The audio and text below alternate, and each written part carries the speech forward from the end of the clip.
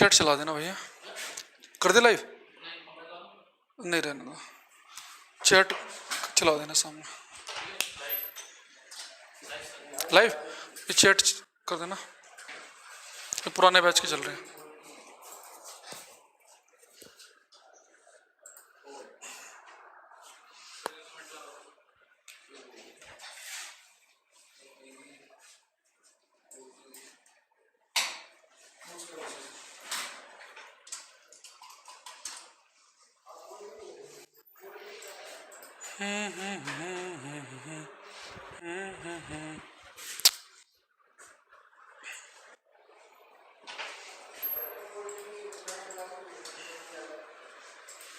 लगा दो भाई जल्दी।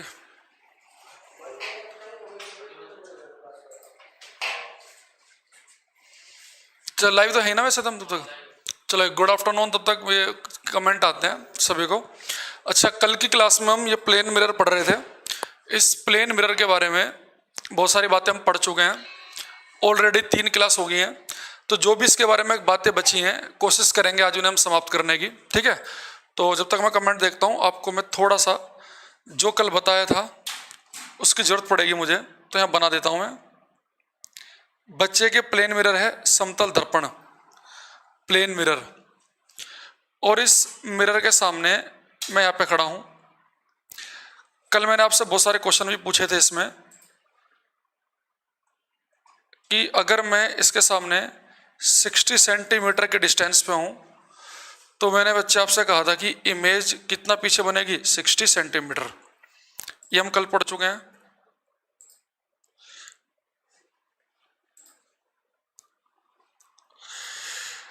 और दोनों के बीच की डिस्टेंस हो जाएगी बच्चे 120 सेंटीमीटर, यानी कि 1.2 मीटर।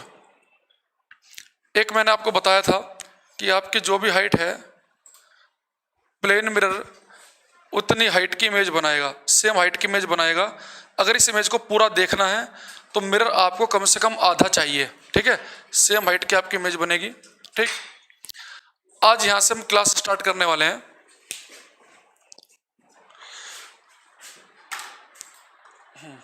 आ गया, ठीक है। धीरज, मुकुल, वैष्णवी, यश, राहुल भाई थोड़ा सा छोटे कर देना, इधर नाम कट रहे हैं बच्चों के। अनुराधा, विशाल, जयंत, पल्लवी, आकाश, सत्यम, ठीक है। Good evening everybody. चलो आज का हम पहला क्वेश्चन स्टार्ट करते हैं। तो सबसे पहले बच्चे आज आप यहाँ पे लिखेंगे magnification of plane mirror. Head डालेंगे समतल दर्पण की आवर्धन क्षमता, समतल दर्पण की आवर्धन क्षमता। इसे बच्चे हम लिखेंगे m से, ठीक है। तो फॉर्मूले से भी मैं समझाऊंगा आपको इसे, उससे पहले बेसिक बातें समझो, फिर अभी हम इसका फॉर्मूला भी लिखेंगे और वैल्यू भी लिखेंगे। तो हमने क्या लिखा, मैग्निफिकेशन ऑफ प्लेन मिरर, समतल दर्पण की आवर्धन क्षमता। आज हम इसकी फोकल लेंथ, इसकी रेडियस, इसका फोकस, जो इमेज बनेगी उसका नेचर, ये सारी बातें हम सीखने वाले हैं, ठीक है। तो मैग्निफिकेशन शब्द का मतलब समझेंगे, फॉर्मूला में लिखाऊंगा बाद में, उस चीज को फॉर्मूले से प्रूफ भी करेंगे। पहला ध्यान समझना बात को। देखो बच्चों, मैग्निफिकेशन समझना। सर आपको मेरे कमेंट दिखते हैं, सबके दिखते हैं, धीरज भाई सबके दिखते हैं यहाँ पे, कुमारी, लव, आसिफ, अनुज, अविनाश, कुंदन, गौरव, बहुत बच्चे हैं, ठीक है। तो इसलिए आप टेंशन मत लो, तो सबके दिख रहे हैं, नकुल सबके दिख रहे हैं। तो देखो सुनो, 45 मिनट की क्लास है, ज़्यादा टाइम हम केवल नाम पढ़ने पे नहीं खर्च करेंगे। बच्चे मैग्निफिकेशन का पहले मतलब समझना। अगर बच्चे मैं आपसे कह रहा हूँ, अगर मैंने आपसे कहा कि कोई मिरर है, मान लो कि बच्चे कोई मैं हूँ, जैसे मेरी हाइट मान लो, जैसे कोई ऑब्जेक्ट है, ओ का मतलब है ऑब्जेक्ट, वस्तु। कोई ऑब्जेक्ट बच्चे मान लो कि 2 मीटर का है, 2 मीटर लंबा, और उसकी जो इमेज बनी वो बन गई मान लो कि 4 मीटर की। यानी अगर कोई मिरर, कोई दर्पण ऐसा है जो आपको डबल लंबाई दिखा दे आपकी, आप थे 2 मीटर के, यानी कि ऑब्जेक्ट की हाइट, वस्तु की ऊंचाई कितनी है, 2 मीटर, लेकिन जो इमेज की हाइट बनी, जो प्रतिबिंब बना वो बना 4 मीटर का। तो अगर किसी मिरर ने, किसी दर्पण ने अगर आपको बच्चे डबल लंबाई का दिखा दिया, मनदीप सुनो ध्यान से, मान लो कि मैं 2 मीटर का हूं और किसी मिरर के सामने गया, दर्पण के सामने गया और मैं 4 मीटर लंबा दिख रहा हूं, तो मेरी जो इमेज बनी, मेरा जो प्रतिबिंब बना, कितने गुना बना बच्चे? 2 गुना, 2 टाइम्स बना ना भाई। मैं हूं तो 2 मीटर का, लेकिन इमेज बन रही है 4 मीटर की, तो कितने टाइम्स हो गई? 2 टाइम्स। तो यानी कि मैग्निफिकेशन हो गई 2। मैग्निफिकेशन का मतलब यह है कि कितने गुना, कितने टाइम्स आपकी इमेज बनती है। जैसे कि अगर मैं आपसे कह दूं कि मैग्निफिकेशन आपको बताता है कि how many times the size of A image, यानी कितने गुना, कितने टाइम्स, कितने गुना किसी इमेज का साइज है ऑब्जेक्ट से। जैसे मान लो कि मैं आपसे कह दूं भाई जसपाल जी प्रॉपर पेड क्लासेज स्टार्ट हो रखी हैं, अब तो डेमो तो खत्म हो गए हैं, आप पहली क्लास से देखना शुरू करना, ठीक है।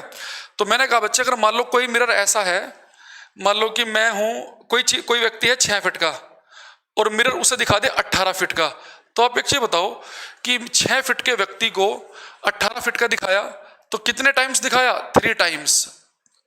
तो यानी मैग्निफिकेशन हो गई 3। तो देखो आज के बाद मुझे क्या पता चला? आज के बाद मुझे पता चला कि अगर मैग्निफिकेशन 3 है, इसका मतलब यह है कि इमेज 3 टाइम्स, 3 गुना बड़ी बनेगी।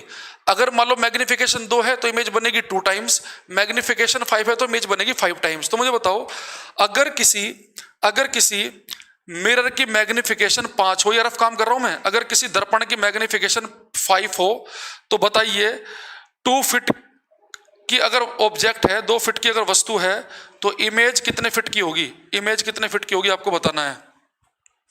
If magnification of a mirror is 5, then आपको बताना है कि अगर ऑब्जेक्ट की हाइट 2 फीट हो तो इमेज की हाइट कितनी होगी। तो आपको पता बच्चे मैग्निफिकेशन 5 है, तो इसका मतलब है कि इमेज 5 टाइम्स बनेगी। अगर आप 2 फीट के थे तो आपकी इमेज बनेगी 10 फीट की, ठीक है। अब इसी बात को आपको मैं बता देता हूं।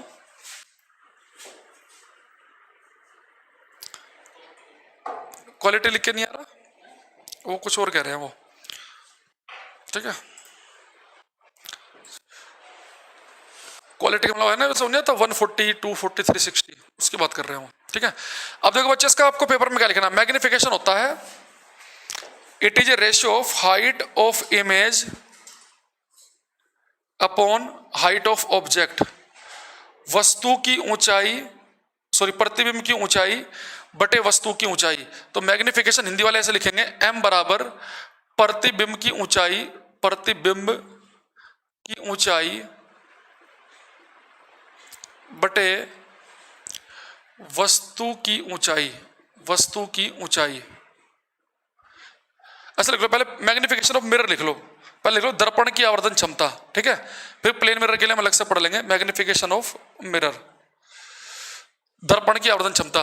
तो मैग्निफिकेशन क्या बच्चे? Height of image upon height of object. आप इसे ऐसे लिख लेंगे, height of image upon height of object. तो मेरा फॉर्मूला क्या बना मैग्निफिकेशन का? HI upon HO, HI upon HO, यानी कि इमेज की हाइट अपॉन ऑब्जेक्ट की हाइट।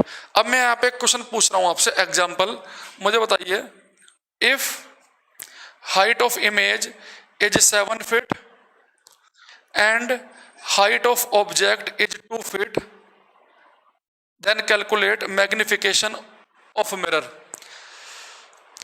आपको बताना है कि एक मिरर में अगर इमेज आपको 7 फीट की दिख रही है और ऑब्जेक्ट 2 फीट का हो, तो अगर 2 फीट के ऑब्जेक्ट की अगर आपको हाइट बच्चे 7 फीट की दिख रही है, तो आपको मैग्निफिकेशन बतानी है कितनी होगी, ठीक है। तो मैंने क्या बोला कि एक वस्तु की ऊंचाई 2 फीट है, लेकिन जो इमेज की हाइट है वो है 7 फीट, तो मैग्निफिकेशन कितनी होगी?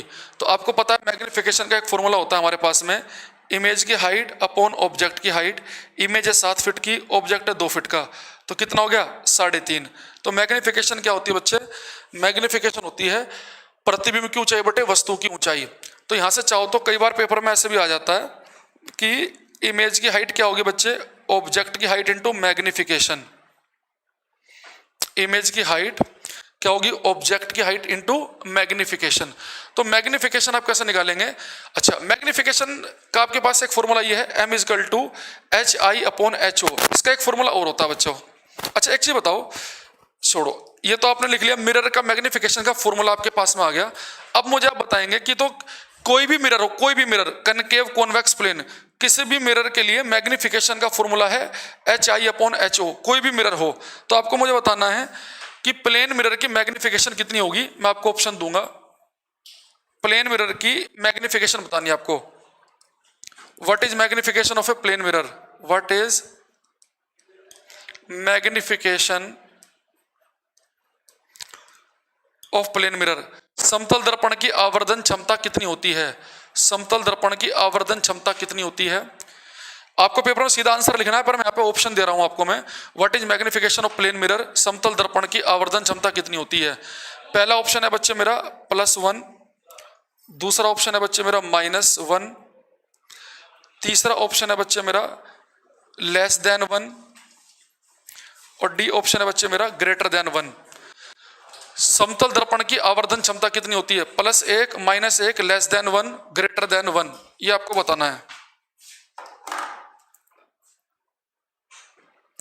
मैग्निफिकेशन कोई यूनिट नहीं होगा भाई। आप देखो ना, ऊपर भी हाइट लिखी है, नीचे भी हाइट लिखी है, तो अगर आप हाइट यहाँ नापेंगे फीट में, नीचे फीट में नापेंगे तो कट जाएंगी, ऊपर अगर नापेंगे मीटर में, नीचे मीटर में कट जाएंगी। मैग्निफिकेशन की कोई यूनिट नहीं है, यूनिट लेस है, मात्रकहीन। देखो सबसे पहले बच्चे मुझे बताओ, आपको किसकी मैग्निफिकेशन बतानी है, समतल दर्पण की। तो मैग्निफिकेशन कोई भी मिरर हो, मैं यहाँ पे आंसर लिख देता हूं, कोई भी मिरर हो उसका फॉर्मूला होता है M = HI/HO, ये होता है। अब मुझे एक चीज बताओ, मैंने आपको कल ही पढ़ाया था कि ऑब्जेक्ट की जो भी हाइट होगी, इमेज उतनी हाइट की बनती है प्लेन मिरर में। तो फॉर प्लेन मिरर समतल दर्पण के लिए we know, for plane mirror object की हाइट और इमेज की हाइट तो बराबर होती है। तो दोनों अगर बराबर हैं तो आपको पता है कि आप इमेज की हाइट की जगह भी ऑब्जेक्ट की हाइट लिख सकते हैं, क्योंकि दोनों की हाइट बराबर होती है। तो मैग्निफिकेशन कितनी आ गई इसकी, 1 आ गई। यानी ये हमारा आंसर नहीं हो सकता, ये भी आंसर नहीं हो सकता। भाई आपको पता है कि प्लेन मिरर 6 फीट के व्यक्ति को 6 फीट का दिखाता है, 5 फीट के व्यक्ति को 5 फीट का। तो कितने टाइम्स, कितने गुना इमेज बना रहा है, 1 गुना। 6 फीट का व्यक्ति 6 फीट का, 5 फीट का 5 फीट का। तो अगर ये 5 फीट के व्यक्ति को 10 फीट का दिखाता तो मैग्निफिकेशन 2 हो जाती, 5 फीट के व्यक्ति को 2.5 दिखाता तो मैग्निफिकेशन आधी हो जाती, 5 फीट वाले को 15 दिखाता तो 3 हो जाती। तो मैग्निफिकेशन आ गई 1। अब ये +1 है कि -1, ये बताओ। अब देखो मैग्निफिकेशन में आपको 2 बातें याद रखनी है। इफ मैग्निफिकेशन इज पॉजिटिव, इसका मतलब है इमेज इज इरेक्ट, प्रतिबिंब बन रहा है सीधा। अभी इरेक्ट वरेक्ट पे मैं आगे चल के आऊंगा। और बच्चे अगर मैग्निफिकेशन है नेगेटिव, इसका मतलब है कि इमेज बनेगी उल्टी, इनवर्टेड, उल्टी। अगर बच्चे मैग्निफिकेशन पॉजिटिव है, मैग्निफिकेशन या तो पॉजिटिव होगी या नेगेटिव। पॉजिटिव केवल आपको ये बताएगा कि प्रतिबिंब सीधा बन रहा है, सर की जगह सर, पैर की जगह पैर। मैग्निफिकेशन नेगेटिव का मतलब है कि सर नीचे दिखेंगे, टांगे ऊपर दिखेंगी। और आपको पता है बच्चे, प्लेन मिरर में जो आपके घर में है, सर की जगह सर दिखता है, पैर की जगह पैर दिखता है। तो इसे मानते हैं हम सीधी इमेज। तो सीधी इमेज के लिए मैग्निफिकेशन कितनी हो जाएगी, प्लस की। तो आंसर हो जाएगा 1। तो प्लेन मिरर की जो मैग्निफिकेशन है वो +1 कैसे आई, पहले तो 1 कैसे आई, क्योंकि मैग्निफिकेशन होती है इमेज की हाइट अपॉन ऑब्जेक्ट की हाइट। प्लेन मिरर में दोनों बराबर होते हैं, कट जाएंगे, मैग्निफिकेशन आ गई 1। माइनस का मतलब है कि इमेज उल्टी बनेगी, और प्लस का मतलब है कि सीधी बनेगी। तो सीधी के लिए हम क्या लिखेंगे बच्चे, प्लस। तो मैग्निफिकेशन हो गई +1। अरे आई बात समझ में, लिखेंगे। मैग्निफिकेशन का कोई यूनिट नहीं है, कोई मात्रक नहीं है। आप खुद देखो ना भाई, मैग्निफिकेशन मैंने लिखा यहाँ पे 1, क्यों, आपको मैंने लिखा कुछ सेंटीमीटर किलोमीटर लिखा क्या, नहीं, इसका कोई यूनिट नहीं है। आप लिखेंगे magnification is a unit less quantity. आवर्धन क्षमता एक मात्रकहीन राशि है, आवर्धन क्षमता एक मात्रकहीन राशि है। Magnification is a unit less quantity, आवर्धन क्षमता एक मात्रकहीन राशि है, आवर्धन क्षमता एक मात्रकहीन राशि है। ये तीनों पॉइंट इंपॉर्टेंट हैं। अभी मैं एक पॉइंट और बताऊंगा, ठीक है। देखो सबसे पहले भाई रोहन, क्या पता नहीं क्या मैंने ऐसा क्या बता दिया। एक तो ना भाई सारे बच्चे लगातार आंसर दे रहे हैं, 98% बच्चे तो कम से कम सही बता ही रहे हैं। इन्वर्टेड और इरेक्ट अभी बताएंगे भाई, जब मैंने खुद कह दिया, टेंशन मत लो। एक ना पता तुम करते क्या हो, 6:15 की क्लास है, 6:25 पे 6:30 पे आओगे क्लास में, और अपने आप से टाइप कर दो, समझ में नहीं आ रहा। ये जो 1-2 बच्चे हर क्लास में हैं ऐसे, तो हर बार ऐसा मत क्या करो भाई। एक तो बिल्कुल लाइव आया करो शुरू से। मैंने ऐसा क्या बता दिया तुम्हें, मैंने क्या बोला, मैग्निफिकेशन आपको किसी दर्पण की निकालनी है, तो मैग्निफिकेशन क्या होती है, ये रेशियो है इमेज की हाइट का और ऑब्जेक्ट की हाइट का। तो मान लो कि कोई मिरर ऐसा है, इमेज तो बना रहा है वो 10 फीट की और ऑब्जेक्ट 5 फीट के, ऑब्जेक्ट की इमेज 10 फीट की बना रहा है, तो इमेज की हाइट तो 10 फीट हो गई, ऑब्जेक्ट की वस्तु की होगी 5, तो कट करेंगे मैग्निफिकेशन आ गई 2। तो मैग्निफिकेशन आपको ये बता रहा है, तो इसलिए ना कोई बच्चा बीच में से मुंह उठा के मत आया करो, ठीक है।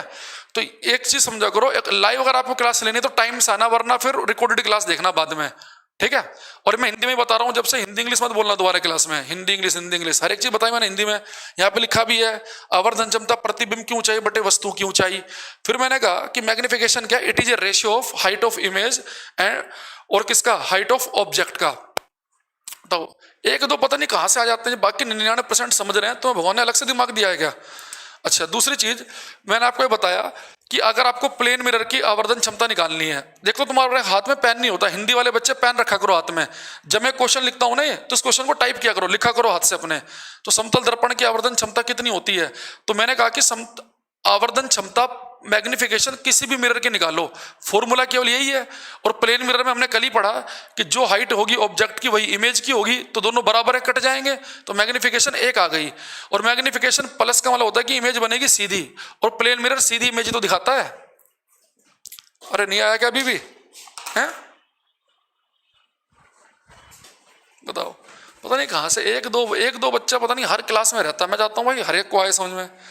हालांकि लोग कहते हैं एक दो को नहीं भी आ रहा तो स्किप किया करो, छोड़ दिया करो, पर क्यों नहीं आ रहा भाई तुम्हें, बाकी बच्चों को जब आ रहा है तो तुम्हें क्यों नहीं आया, ऐसा क्या हो गया भाई। ये जो बच्चा था एक ही है, वजह यही है, मुंह उठा के चले आएंगे कभी भी। हाथ में पेन नहीं होगा, सुन रहे हैं अक्षय कुमार की मूवी चल रही हो, हाथ में पेन रखा करो और लिखा करो साथ साथ। थोड़ा बहुत आपको नोट्स मिलेंगे वो अलग चीज है, लेकिन अपने हाथ से लिखोगे ना तो ऐसा लगेगा कि केवल ऑफलाइन क्लास ले रहे हैं, क्लास वाली फील आएगी, ज्यादा अच्छा समझोगे।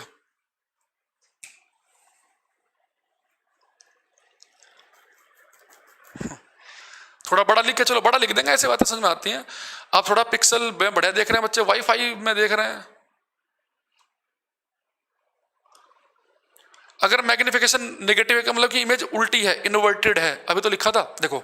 अब मैं दोबारा बताता हूं, इसमें मैं एक फॉर्मूला और लिखूंगा अभी। हाँ देखो, मैंने कहा कि मैग्निफिकेशन क्या होती है, दोबारा सुनेंगे जिन्हें समझ में नहीं आया। मैंने कहा कि पेपर में क्वेश्चन आ गया, मैग्निफिकेशन ऑफ ए मिरर, दर्पण की आवर्धन क्षमता, दर्पण की आवर्धन क्षमता। दोबारा बता रहा हूं, दोबारा सुनना ध्यान से, और आगे से मत लिखना कि दोबारा बता दो, कोई ऑफलाइन क्लास नहीं है।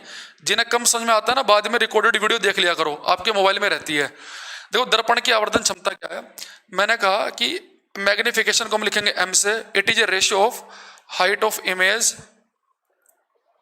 प्रतिबिंब की ऊंचाई, हिंदी वाले लिखते रहे ना साथ साथ, प्रतिबिंब की ऊंचाई बटे वस्तु की ऊंचाई, हाइट ऑफ ऑब्जेक्ट।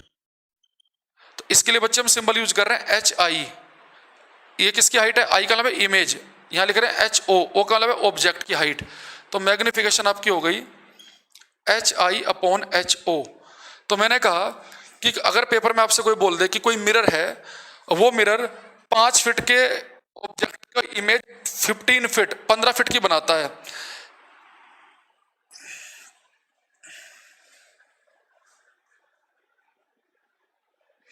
यानी मैंने कहा कि कोई मिरर है, अगर ऑब्जेक्ट 5 फीट का है तो उसकी इमेज बना रहा है वो 15 फीट की, यानी 5 फीट के व्यक्ति को 15 फीट का दिखाएगा। तो उसकी मैग्निफिकेशन बताओ। तो मैग्निफिकेशन नहीं बता सकते आप, मैग्निफिकेशन कितनी होगी, ऑब्जेक्ट की हाइट तो 5 है, वो तो नीचे आएगी, इमेज की हाइट 15 है, तो मैग्निफिकेशन आ गई 3। तो यहां से आप देखो क्या समझे, मैग्निफिकेशन 3 का मतलब ये है कि इमेज जो बनेगी ना वो 3 गुना बनेगी, 3 टाइम्स। भाई देख रहे हो ना आप, ये 5 फीट का व्यक्ति है, इमेज बन रही है 15, तो कितने गुना हो गया, कितने टाइम्स हो गया, 3 गुना हो गया, 3 टाइम्स। तो मैग्निफिकेशन जितनी होती है इसका मतलब है कि इमेज उतने ही टाइम्स बनेगी, ठीक है। जैसे मैं आपसे बोल दूं, अगर ऑब्जेक्ट की हाइट है 10 फीट, ठीक है, और इमेज की हाइट है बच्चे मान लो कि 5 फीट, तो मैग्निफिकेशन कितनी होगी, मैग्निफिकेशन होती है H I upon H O. तो ये कितना है 5, ये कितना है 10, कितना गया 1/2 यानी कि आधा 0.5। तो मैग्निफिकेशन आधे का मतलब ये है कि इमेज आधी लंबाई की बनेगी। अगर व्यक्ति 10 फीट का है तो इमेज 5 फीट की बनेगी, व्यक्ति 4 फीट का होता तो 2 फीट की बनती। तो मैग्निफिकेशन आपको ये बता रहा है कि कितने टाइम्स इमेज बनती है, किसी मिरर, कोई मिरर कितने टाइम्स कितने गुना इमेज बनाएगा। ठीक है, तो ये रेशियो है, पेपर में आपको लिखना है कि मैग्निफिकेशन क्या होती है। It is ratio between height of image and height of object. इसे आप लिखेंगे m=hi/ho।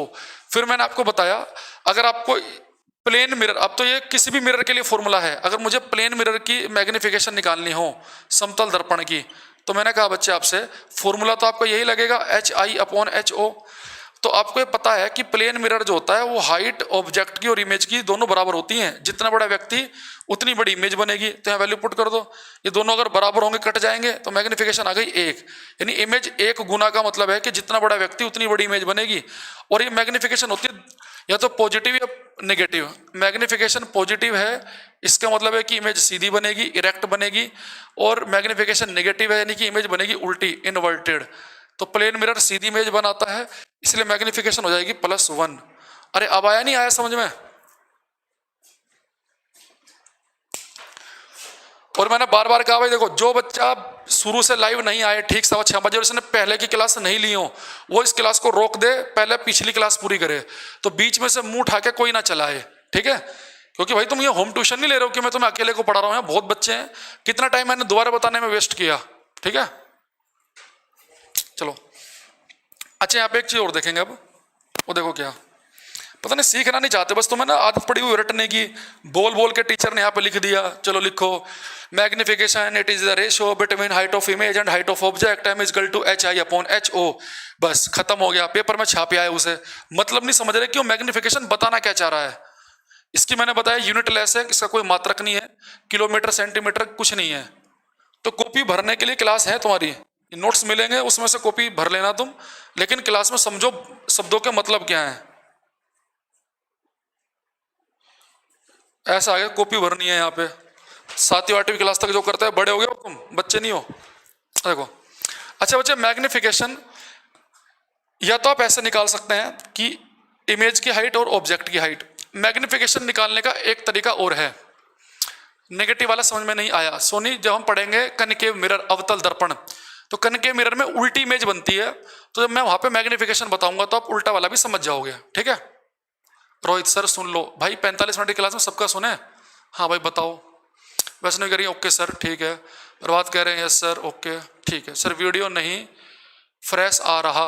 भाई देखो ये मत पूछो मेरे से, मैं कुछ नहीं कर सकता इसमें, साउंड प्रॉब्लम हो रहा है, पंखा बंद कर देते हैं। लो मैग्निफिकेशन, हाँ ये आप बिट्टू भाई जब आप कनकेव मिरर पढ़ोगे तो आपका क्वेश्चन भी क्लियर हो जाएगा। नोट्स कब मिलेंगे? पूरा चैप्टर खत्म होने के बाद, उससे पहले नहीं मिलेंगे, बात मैं कल बता चुका हूं। तो इसके मतलब आपने कल की क्लास नहीं लिया, मुंह उठा के चले आए आप लाइव क्लास में। ये यूट्यूब पे क्लास नहीं चल रही है, पिछली क्लास लेके आया करो। वेक्टर स्केलर कुछ नहीं, इसका कोई यूनिट नहीं है, कुछ वेक्टर स्केलर कुछ नहीं है। ओके चलिए बिट्टू, मैंने कहा तुम्हें थोड़ा सा वेट करना पड़ेगा अपने क्वेश्चन के लिए, ठीक है चलो। अच्छा बच्चे, आप ना मैग्निफिकेशन जो है इसका एक तरीके से और निकाल सकते हैं, ठीक है? वो देखो कैसे। अगर मैं बच्चे आपसे कह दूं कि ऑब्जेक्ट यानी कि कोई व्यक्ति या कोई वस्तु जितनी दूरी पर रखा हुआ है बच्चों, उसे हम लिखेंगे यू। यू का मतलब है, यू का मतलब है यहां पे बच्चे distance of object from mirror. From mirror Hindi में लिखेंगे दर्पण से वस्तु की दूरी, दर्पण से वस्तु की दूरी। और v का मतलब है बच्चे इमेज कितना डिस्टेंस बनेगी। v का मतलब है इमेज की डिस्टेंस मिरर से, u का मतलब है ऑब्जेक्ट की डिस्टेंस मिरर से, u का मतलब है वस्तु की प्रतिबिंब से दूरी, v का मतलब है u का मतलब है वस्तु की दर्पण से दूरी, और v का मतलब है प्रतिबिंब की वस्तु से दर्पण से दूरी। एक तो हिंदी वाले यार, distance of image from mirror, Hindi में बच्चे इसे लिखेंगे हम दर्पण से प्रतिबिंब की दूरी, दर्पण से प्रतिबिंब की दूरी, कई बार तो सुंदर भी लगता है हिंदी में, दर्पण से प्रतिबिंब की दूरी, दूरी। चलो यहां देखो, अब यहां पे देखना बच्चे, मैं जब भी यू लिखूंगा ना, यू का मतलब समझ जाना कि आप ऑब्जेक्ट की डिस्टेंस, वस्तु की दूरी है दर्पण से। वी का मतलब क्या होगा बच्चे, प्रतिबिंब की दूरी, ठीक है। चलो अब बस हमारा काम हो गया। मैग्निफिकेशन का एक फॉर्मूला और बनता है, वो क्या है, m is equal to minus v by u, ये मिरर के लिए फॉर्मूला है, m is equal to minus v by u. तो v का मतलब क्या है, इमेज कितना दूर बनेगी, u का मतलब क्या कि ऑब्जेक्ट कितना दूर है, यहां पे रखा है, लिखा है मैंने, u क्या है, वस्तु कितना दूर रखी है दर्पण से, और v का मतलब क्या है, प्रतिबिंब कितना दूर बन रहा है, इमेज कितना दूर है v है, ऑब्जेक्ट कितना दूर है वो बच्चे u है। बस आपको यहाँ पे बहुत ही ध्यान से एक चीज समझनी है कि मिरर जो है ना आपका, इसे मैंने मान लिया एक्स वाई, मिरर से अगर आप राइट हैंड साइड पे कोई भी चीज होगी, राइट हैंड साइड पे जो भी डिस्टेंस होगी उसे बच्चे हम लेते हैं पॉजिटिव, राइट हैंड साइड पे कोई भी दूरी होगी उसे हम पॉजिटिव लेंगे। मिरर से लेफ्ट हैंड साइड पे कोई भी दूरी होगी उसे हम लेंगे नेगेटिव। वो देखो क्यों, ये साइन कन्वेंशन है, आप सबने पढ़ा होगा, ये आपका ओरिजिन है, मूल बिंदु है, तो ये आपका बच्चे ओरिजिन से राइट हैंड साइड पे हम पॉजिटिव डिस्टेंस लेते हैं, लेफ्ट पे क्या लेते हैं नेगेटिव, ऊपर क्या लेते हैं पॉजिटिव, नीचे क्या लेते हैं नेगेटिव। तो राइट हैंड साइड पे मिरर, मान लो कि मिरर है, तो मिरर से राइट हैंड साइड पे कोई भी चीज होगी उसे पॉजिटिव लेंगे, लेफ्ट पे कोई होगी उसे हम नेगेटिव लेंगे। तो ये हम बहुत यूज करेंगे कनकेव और कॉन्वेक्स मिरर में, जब भी कोई चीज राइट पे पॉजिटिव, लेफ्ट पे तो नेगेटिव, राइट पे पॉजिटिव, लेफ्ट पे नेगेटिव, राइट पे पॉजिटिव, लेफ्ट पे नेगेटिव, ये साइन कन्वेंशन है हमारी। अब देखो, अब मुझे एक चीज बताओ, अब मैंने इस वाले फॉर्मूले से अभी आपको प्लेन मिरर की समतल दर्पण की मैग्निफिकेशन 1 निकलवाई थी, अब इस वाले फॉर्मूले को यूज करके मैं निकलवाऊंगा 1। कोई सा फॉर्मूला आप यूज कर सकते हैं, आंसर सेम ही आएगा। देखो वो डिपेंड करता है कि पेपर में आपको ये दोनों चीज दे रखी हैं तो मैग्निफिकेशन पूछेगा, या वी और यू दे के मैग्निफिकेशन पूछेगा, वो क्वेश्चन जब हम करेंगे समझ में आ जाएगा आपको, ठीक है। यहां देखो, अब मैं फिर से निकाल रहा हूं मैग्निफिकेशन ऑफ प्लेन मिरर, समतल दर्पण की आवर्धन क्षमता, समतल दर्पण की आवर्धन क्षमता, इस बार मैं ये वाला फॉर्मूला यूज कर रहा हूं माइनस वी बाई यू।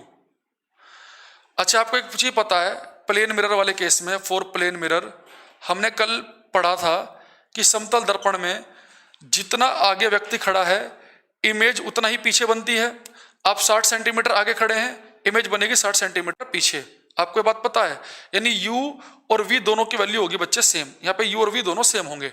लेकिन आपको यहाँ पे एक चीज ध्यान रखनी है कि मिरर से राइट हैंड साइड पे हम कोई भी चीज लेंगे तो उसे हम लेंगे पॉजिटिव, लेफ्ट हैंड साइड पे लेंगे तो कोई भी चीज क्या होगी नेगेटिव। यानी हम यहाँ पे क्या करेंगे, हमें ये तो पता है कि u और v दोनों कैसे हैं बच्चे, बराबर हैं। भाई अगर ये 50 सेंटीमीटर आगे है, इमेज बनेगी 50 सेंटीमीटर पीछे। लेकिन आपको ये चीज पता है कि मिरर से लेफ्ट हैंड साइड पे नेगेटिव लेते हैं, राइट पे लेते हैं पॉजिटिव, यानी v की वैल्यू तो हम पॉजिटिव लेंगे, और u है लेफ्ट पे से क्या लेंगे बच्चे हम नेगेटिव। तो यहाँ पे वैल्यू पुट कर दो मैग्निफिकेशन के फॉर्मूले में, m इजकल टू माइनस, ये माइनस तो अलग है, v की वैल्यू कितनी है प्लस v, और u की वैल्यू बच्चे कितनी है माइनस u, ठीक है। तो माइनस से माइनस कट गया। दूसरा हमें पता है कि v और u बराबर हैं, ठीक है, v और u बराबर हैं, चलो साइन तो मैंने यहाँ पे लगा दिया, v और u बराबर हैं प्लेन मिरर के लिए। लेकिन v क्या है बच्चे अपना पॉजिटिव है, राइट हैंड साइड पे है, u लेफ्ट पे है तो उसे नेगेटिव लिखा मैंने, तो नेगेटिव नेगेटिव कट गया, ठीक है। तो m क्या आ गया मेरा v बाई यू। लेकिन प्लेन मिरर में v और u तो बराबर ही होते हैं, तो इसे भी आप u लिख लो, तो मैग्निफिकेशन कितनी आ गई यहाँ से आपकी +1 आ गई। आई कि नहीं आई, दोबारा सुनना, ये समझ में नहीं आया होगा आपको, यहाँ मैं दोबारा बता देता हूँ उसे। जब तुम्हें पहले वाली बात नहीं आई समझ में, तो मैं उम्मीद करता हूँ ये नहीं आई होगी, दोबारा बताता हूँ। देखो मैग्निफिकेशन निकालनी है प्लेन मिरर की, पहले वाले फॉर्मूले से मैं निकलवा चुका हूँ, ये दूसरे वाला फॉर्मूला है। और आपको ये बात पता है कि प्लेन मिरर में समतल दर्पण के लिए, फॉर प्लेन मिरर समतल दर्पण के लिए v और u दोनों कैसे होते हैं बच्चे, बराबर।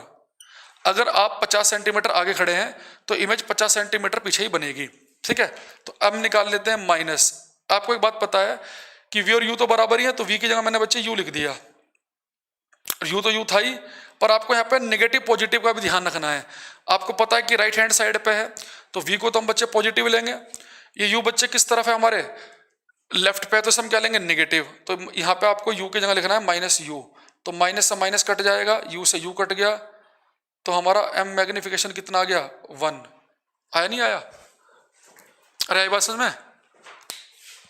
देखो अब दोबारा सुनना, अब एक बात, अब थोड़ा सा अंडरस्टैंडिंग बढ़ाते हैं हम थोड़ी सी अपनी, इस बात को सुनेंगे बड़े ध्यान से।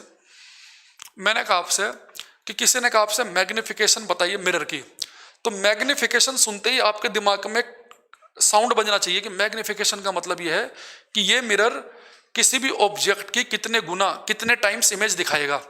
तो आज के बाद सर फॉर्मूले में v नेगेटिव क्यों लेते हैं, v फॉर्मूले में कहाँ ले रहे हैं नेगेटिव, ये तो फॉर्मूला आया हमारा, ये फॉर्मूला है मैग्निफिकेशन का, ठीक है। अभी जब हम क्या करेंगे, ये जब हम कनकेव, देखो एक्चुअली मैं आपको बताऊं, अगर आप एनसीईआरटी उठाओगे, एनसीईआरटी में रिफ्लेक्शन जो है ना प्लेन मिरर से, उसे 3 से 5 लाइनों में खत्म कर रखा है, चाहे पढ़ के देख लेना। आपके सिलेबस में एक्चुअल में कनकेव और कॉन्वेक्स मिरर हैं, अवतल और उत्तल दर्पण, तो उसने 3 बातें जो उसने बताई ना, उसे हम 4 क्लास तक खींच के लेके गए हैं। तो जब हम कनकेव और कॉन्वेक्स मिरर पढ़ेंगे तो उसके अंदर हम डेरिवेशन प्रूफ भी करेंगे, तो वहां पे सारी बातें अपने आप से आ जाएंगी, ठीक है।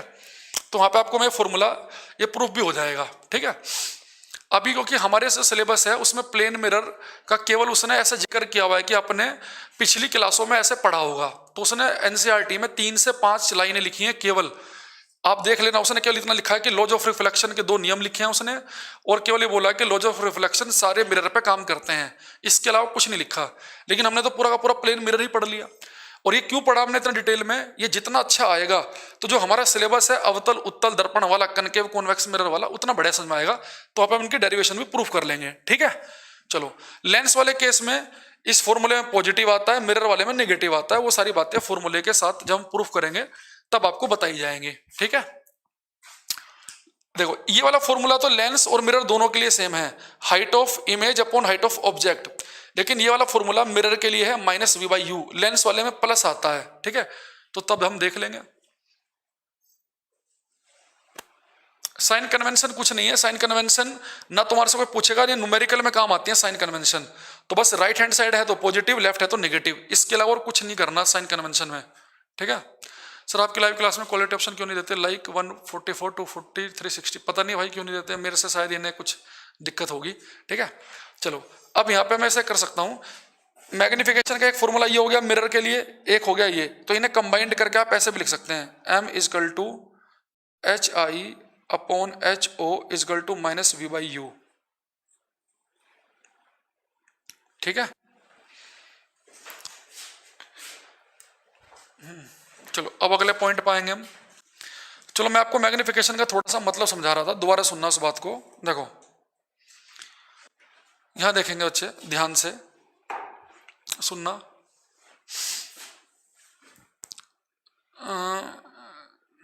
सुनिए, मैंने कहा कि आपके टीचर ने, किसी ने क्लास में आपसे कहा भाई एक मिरर है, उसकी मैग्निफिकेशन है 2.5, मैग्निफिकेशन आपको 2.5 बता दी, 2.5, तो तुरंत आप समझ जाओगे अच्छा मैग्निफिकेशन का है 2.5, इसका मतलब ये है कि ये जो मिरर है जिसकी मैग्निफिकेशन 2.5 बताई है, ये जो दर्पण है जिसकी आवर्धन क्षमता 2.5 है, ये मिरर इमेज जो बनाएगा वो 2.5 गुना बड़ी 2.5 टाइम्स बनाएगा, ठीक है। आई बात समझ में, पहली बात ये। दूसरी बात मैंने क्या बताई कि मैग्निफिकेशन पॉजिटिव है, यानी कि ये मिरर अगर ये इसकी मैग्निफिकेशन पॉजिटिव है तो ये इमेज बनाएगा सीधी, मैग्निफिकेशन नेगेटिव का मतलब है कि ये इमेज बनाएगा उल्टी, सर नीचे दिखाएगा पैर ऊपर दिखाएगा, ये कनकेव मिरर में हम पढ़ेंगे भी आगे। प्लेन मिरर की मैग्निफिकेशन कितनी है +1, और इसके फॉर्मूले क्या होते हैं वो मैंने आपके सामने लिख दिए हैं, ठीक है। धीरज भाई रहने दो, पूरे अभी कहानी सुनाई है मैंने, ठीक है। चलो अब अगला पॉइंट लिखेंगे, अगला पॉइंट लिखो, nature of image, nature of image by plane mirror, समतल दर्पण के द्वारा बनने वाले प्रतिबिंब की प्रकृति, nature of image, nature of image by plane mirror, समतल दर्पण के द्वारा, समतल दर्पण के द्वारा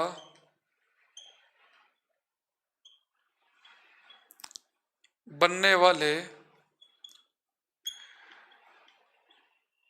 प्रतिबिंब की प्रकृति। ठीक है, यहाँ देखो,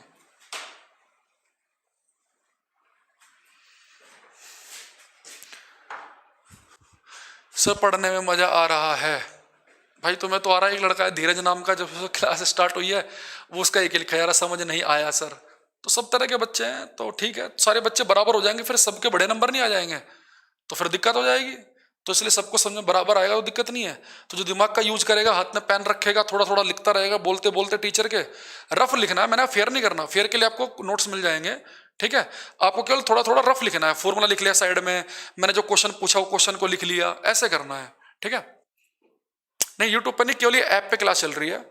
अब बच्चे मुझे बताना है कि nature of image by plane mirror, जो समतल दर्पण जो इमेज बनाएगा वो इमेज उल्टी होगी, सीधी होगी, टेढ़ी मेढ़ी कैसी होगी, हमें बताना है।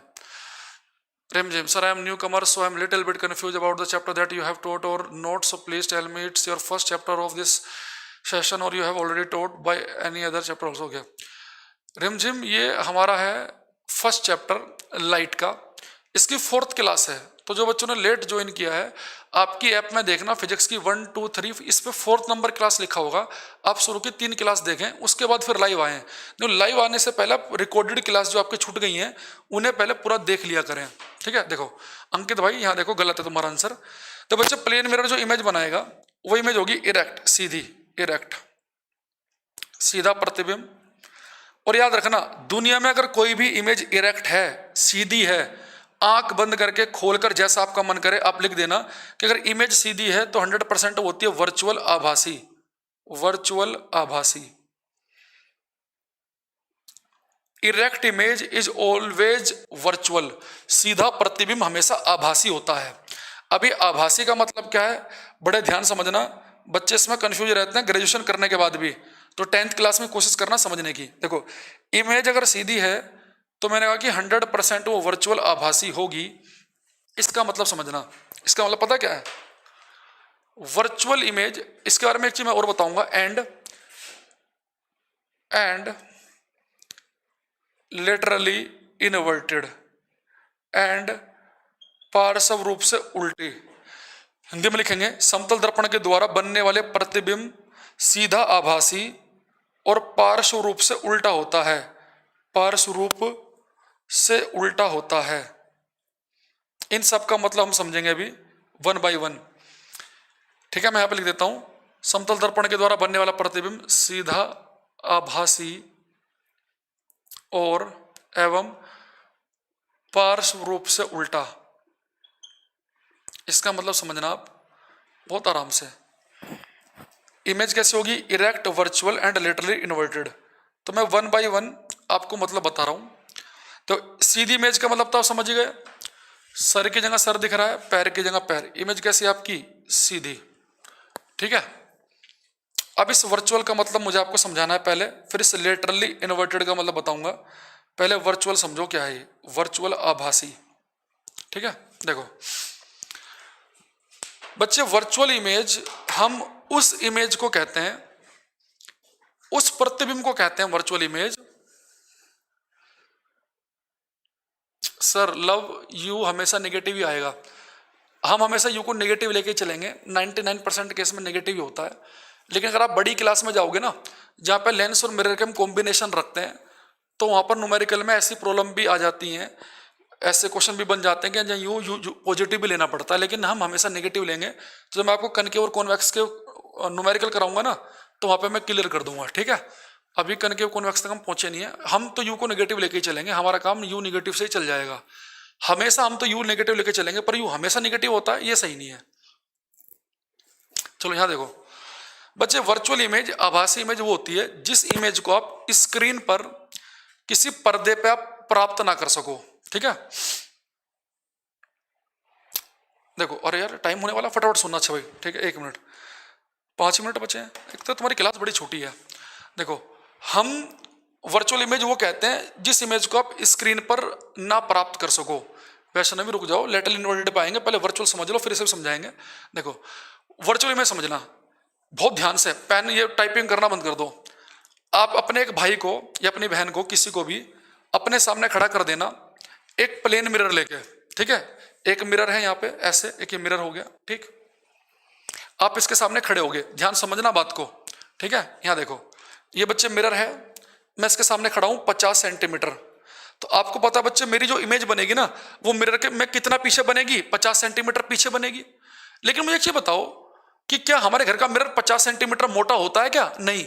अगर मैं 50 सेंटीमीटर आगे खड़ा हूं तो मुझे अपनी इमेज, अपना प्रतिबिंब दर्पण में ही 50 सेंटीमीटर पीछे महसूस होगा। अगर मैं 50 सेंटीमीटर आगे हूं तो मुझे ऐसा लगेगा कि मेरी इमेज मिरर में 50 सेंटीमीटर पीछे को बन रही है। अगर मैं काम करूं, मेरा एक भाई यहां पे खड़ा है मेरे सामने 50 सेंटीमीटर दूर मिरर लेके, अगर दूसरा भाई 50 सेंटीमीटर मिरर के पीछे यहाँ पे एक स्क्रीन पर्दा लेके खड़ा हो जाए, कि क्या उस स्क्रीन पर, उस पर्दे पे आपको इमेज दिखेगी क्या? नहीं, आपको तो इमेज मिरर के अंदर ही महसूस होती है। देखो ध्यान देना बात को, मैंने आपसे कहा कि ये भाई आपका एक घर में मिरर है, आप इसके सामने खड़े हो गए, जितने आप आगे खड़े हैं ना, मिरर में आपको अपनी इमेज उतना ही पीछे दिखेगी। लेकिन उतना ही पीछे अगर आपका दूसरा भाई एक स्क्रीन लेकर खड़ा हो जाए तो क्या उसके ऊपर इमेज बन जाएगी क्या? नहीं, नहीं। आप जितना आगे खड़े हैं इमेज में आपको उतना ही अंदर की तरफ, दर्पण में ही उतना ही आगे, मिरर में उतना ही पीछे की तरफ को आपको इमेज महसूस होती है।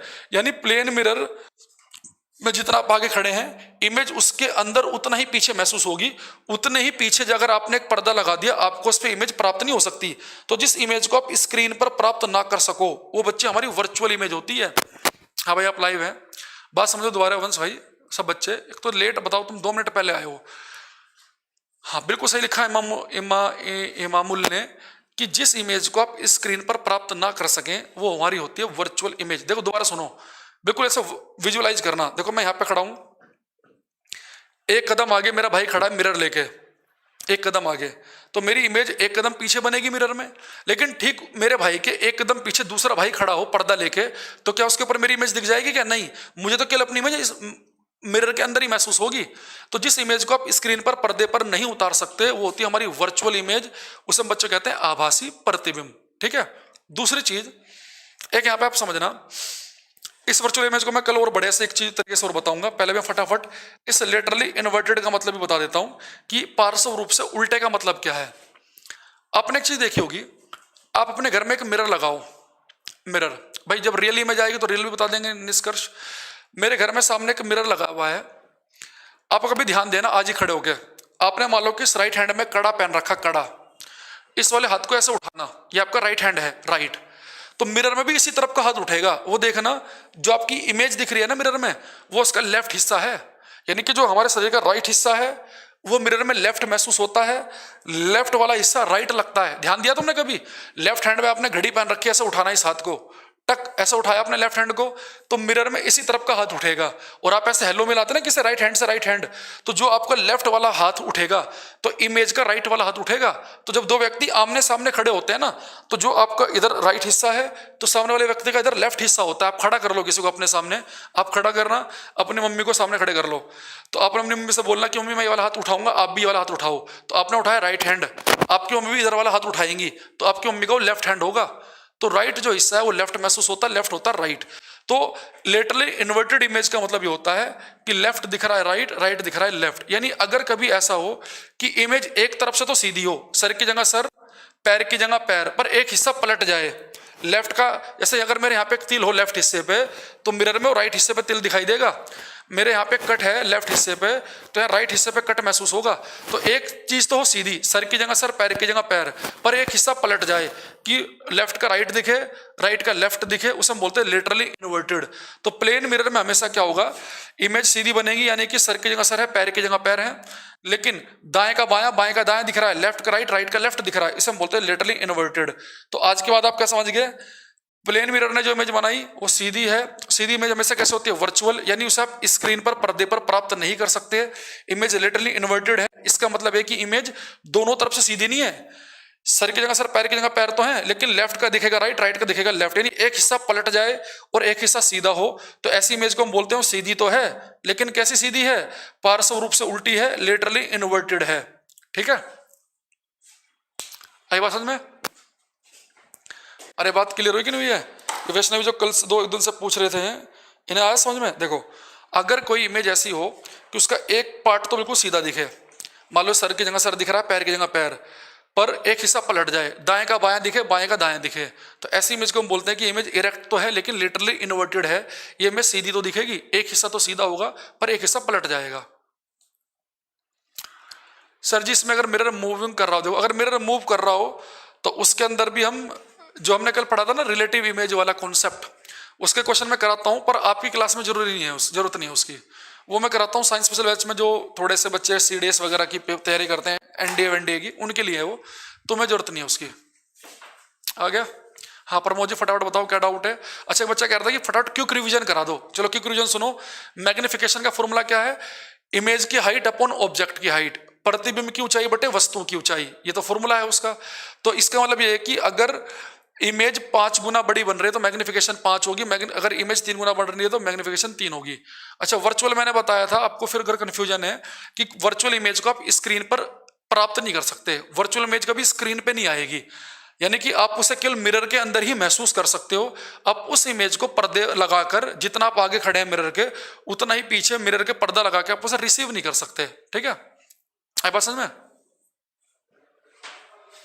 जीरो का ओ का लेटरल इन्वर्जन ओ ही होगा। देखो ओ है ना, जैसे ओ है ये, आप इसे मिरर में देखना तो आपको ओ का तो ओ ही दिखेगा, इसका कुछ नहीं होगा। जैसे मान लो कि आपका ये पी है तो आपको पी ऐसे दिखेगा, ये पी ऐसे है लेकिन मिरर में आपको ऐसे दिखेगा ये। ठीक है, तो लेकिन ओ का तो लेटरल इन्वर्जन ओ ही होगा। सर आप बहुत ज़्यादा अच्छा पढ़ाते हैं, धन्यवाद है। मिरर को रोटेट कर दें तो मिरर रोटेट जो मैंने कल बताया था आपको, देखो ये जब हमने पढ़ा है, जैसे आप उसके फिर रीजन ऑफ व्यू में है कि नहीं है, तो उसे हाँ जैसे एम्बुलेंस में उल्टा लेटर इसलिए लिखते हैं ताकि जो बंदा साइड में जो मिरर लगे हैं उसमें पहले से सीधा दिखाई दे, जो बीच वाला मिरर है सीधा दिखे। Can you give me your WhatsApp number, मैंने दे रखा है, इसका मतलब आपने सारी क्लास नहीं ली। सर रिडक्शन सिलेबस बता दीजिए, वही बता रहा हूँ भाई, बहुत कम सिलेबस हो गया अब तो आपका फिजिक्स, इसलिए तो मैं बहुत डिटेल में बता रहा हूँ। ठीक है, थोड़ी थोड़ी बातें भी पूरा बता रहे हैं हम, इसलिए बता रहे हैं ताकि, क्योंकि सिलेबस आपका है कितना, 3 चैप्टर है टोटली फिजिक्स के, तो डिटेल में पढ़ेंगे आराम से, समझेंगे चीज़ों को। ठीक है भाई, चलो आज के लिए इतना ही, बाय बाय, टेक केयर।